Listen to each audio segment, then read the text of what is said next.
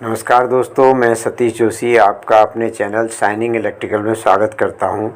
आज का वीडियो है डीसी और डायरेक्ट करंट पर। सिंपल डीसी इलेक्ट्रिकल सर्किट की बात करेंगे, जिसमें एक ईएमएफ सोर्स होता है और एक लोड होता है।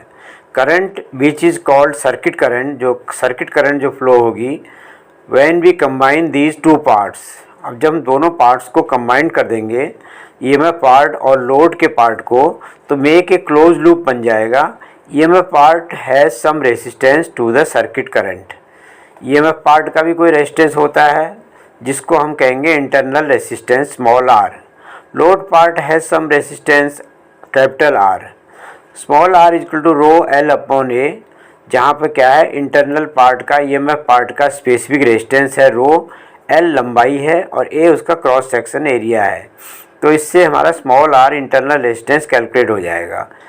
कैपिटल आर यानी कि लोड वाले पार्ट का रेजिस्टेंस क्या होगा, rho dash L dash upon A dash, जहाँ रो डैश क्या है, उसका स्पेसिफिक रेजिस्टेंस मटेरियल का डिपेंड करता है, एल लंबाई है और ए क्रॉस सेक्शन एरिया है।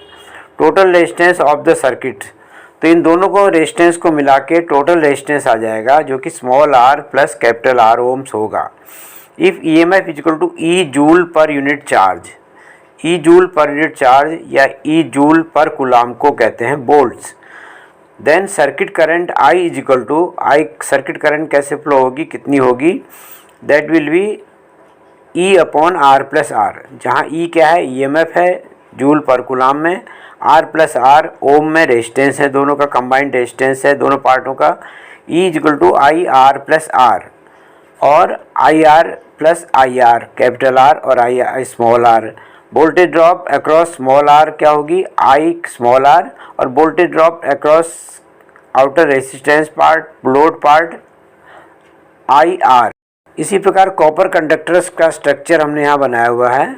इसमें फ्री इलेक्ट्रॉन होता है जो सबसे बाहर का, वो दिखाया गया है। रूम टेम्परेचर पर ही ये आयन प्लस आयन और नेगेटिव आयन में टूट जाते हैं, माइनस फ्री इलेक्ट्रॉन माइनस में होते हैं और पेरेंट एटम जो है प्लस आयन बन जाता है।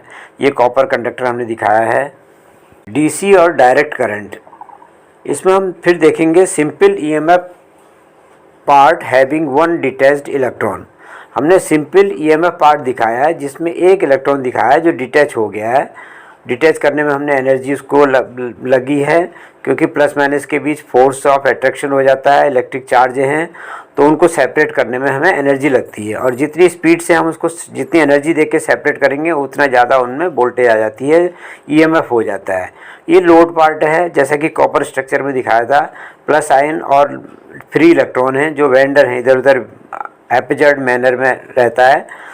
तो ये ईएमएफ पार्ट और लोड पार्ट को जब हम कंबाइन कर देते हैं तो ईएमएफ में वोल्टेज सोर्स होता है, जूल पर इलेक्ट्रॉन है, और लोड में फ्री इलेक्ट्रॉन है।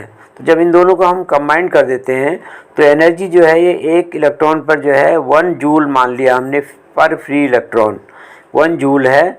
तो ये 1 जूल जो है, जब सर्किट बनेगा इसका, तो पूरे दोनों में फैल जाएगी और एक इलेक्ट्रिक फील्ड पैदा हो जाता है इस ईएमएफ की वजह से, और हाफ जूल इसमें इस इलेक्ट्रॉन में आ जाएगी, हाफ जूल इस इलेक्ट्रॉन में आ जाएगी, और ये इलेक्ट्रॉन मूव करने लगेंगे।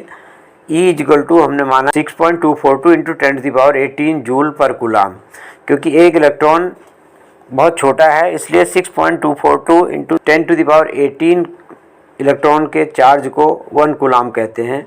एक इलेक्ट्रॉन पे अगर एनर्जी 1 जूल है तो 6.242 इंटू 10⁻18 इलेक्ट्रॉन पर इतने जूल हो जाएगी। Circuit current I is equal to E upon R plus R, 6.242 into 10⁻18 upon 2, ये आ जाएगा 3.121 इंटू 10⁻18 कूलाम पर सेकेंड, ये करंट आ जाएगी। और एम्पियर में इसको बोलेंगे तो 3.121 इंटू 10⁻18 एम्पियर हो जाएगी। Voltage drop across R, small R के अक्रॉस वोल्टेज ड्रॉप क्या होगी, आई इंटू आर, तो आई है 3.121 into 10⁻18 volt. Voltage drop across capital R हो जाएगी आई आर, वो भी सेम होगी 3.121 इंटू 10⁻18 वोल्ट, क्योंकि दोनों का रेजिस्टेंस सेम है। Total voltage drop of the whole circuit ये हो जाएगी I R plus I R, यानी कि 3.21 into 10⁻18 volt plus 3.21 into 10⁻18 volt, it will be around 6.242 into 10⁻18 volt. तो ये कंप्लीट दोनों पार्ट की जो वोल्टेज ड्रॉप है मिला के किसके बराबर आएगी, ईएमएफ के बराबर आएगी। अगेन डीसी डायरेक्ट करंट के बारे में बात करते हैं। Now with the help of same circuit we will understand electromagnetism. अब इसी सर्किट की मदद से हम समझेंगे electromagnetism. Magnetism produced from electricity, magnetism electricity से ही प्रोड्यूस होता है। As we have understood earlier, because of current flowing free electron are detached and have their own electric field at the same moment EMF part have new EMF and electrical field. जैसा कि हमने पहले समझ चुके हैं कि current flowing की वजह से फ्री इलेक्ट्रॉन डिटैच हो जाते हैं और उनका अपना इलेक्ट्रिक फील्ड प्रोड्यूस हो जाता है। At the same time EMF part में नया EMF आ जाता है, electric field. So electric field of free electron get displaced around 90 degree to the its axis. तो ये जो फ्री इलेक्ट्रॉन का इलेक्ट्रिक फील्ड है, ये EMF के फील्ड के आ जाने से इसको डिस्प्लेस होना पड़ेगा और अपनी एक्सिस के 90 डिग्री पे, रेडियल पे, ये जो converted to the magnetic dipole arbitrarily given the name NS pole. इनका हमने अपने स्वेच्छा से N और S नाम दिया गया है। कंप्लीट द सर्कुलर पाथ, जो कि सर्कुलर पाथ कंप्लीट करते हैं, मैग्नेटिक फील्ड कहते हैं इसको, और denoted by magnetic field lines, इसको मैग्नेटिक फील्ड लाइन से डिनोट करते हैं। They also never intersect each other as electric field lines do. ये भी अपने एक दूसरे को इंटरसेक्ट नहीं करते हैं जैसे कि इलेक्ट्रिक फील्ड लाइन करती हैं। तो ये जैसे ये देखिए, ये माइनस यहाँ से डिटैच हो गया है, प्लस आयन से प्लस आयन बन गया और माइनस बन गया, और यहाँ भी इलेक्ट्रॉन डिटैच हो गया है। तो इसका जो अपना फील्ड बना है, ये नए EMF के फील्ड के आने से इसको डिस्प्लेस होना पड़ेगा, इसको वेनिश होना पड़ेगा। तो ये क्या करता है, अपनी जो करंट कैरिंग कंडक्टर का जो एक्सिस है उसके रेडियल में, उसके रेडियस के 90 डिग्री पर जो है ये मैग्नेटिक डाइपोल बन जाते हैं, और मैग्नेटिक डाइपोल बनने से इनका एक मैग्नेटिक सर्किट बन जाता है पूरा। ये देखिए, इसको करंट अगर इसमें conventional direction of current is opposite the direction of movement of free electron. Conventional current जो होती है वो इलेक्ट्रॉन के मूवमेंट के अपोजिट दिशा में माना गया है कन्वेंशनली। सो राइट हैंड रूल यहाँ पे लगाते हैं, ये करंट की दिशा है। तो अगर इस पर हम हाथ से, जो हमारा थंब है, थंब की दिशा में अगर करंट फ्लो हो रही है तो इसके 90 डिग्री पर जो हमारी उंगलियों की, शेष उंगलियों की दिशा है, उस पर जो है मैग्नेटिक फील्ड बनता है।